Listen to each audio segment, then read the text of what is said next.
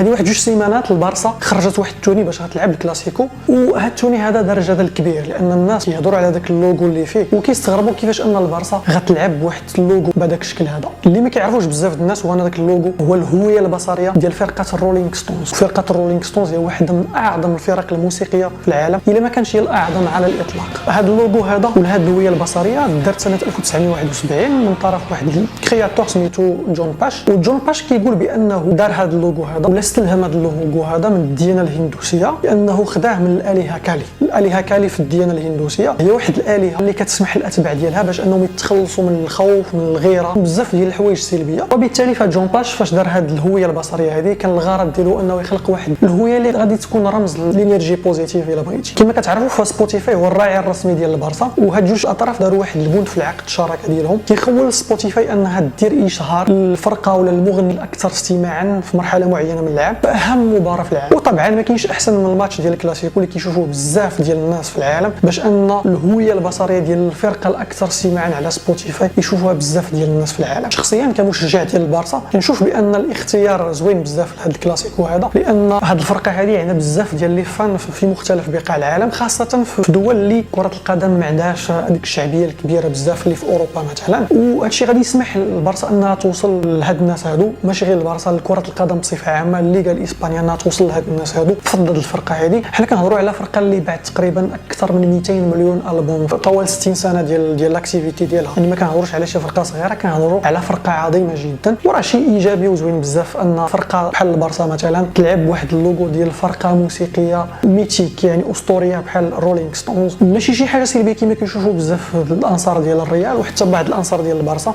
اللي كيبان لهم بان هادشي مثلا فيه انتقاص من الفرقه. بالعكس ما فيش انتقاص من الفرقه، بالعكس هادشي كيزيد الفرقه شي حاجه مزيانه، شي حاجه ايجابيه، انك كفريق كره القدم غتدخل لواحد العالم ديال شي ناس اللي كره القدم بعيد عليهم بزاف وغتقتحم الحياه ديالهم عن طريق هاد الفرقه اللي كيبغيوها ولا كيتبعوها وكيتصنتوا للموسيقى ديالها. اذا هذه شي حاجه مزيانه بزاف للبارسا والريال والكلاسيكو اللي قال كره القدم بصفه عامه، لانها غتوصل لجمهور جديد. ربما كره القدم هي اخر حاجه كيفكر فيها.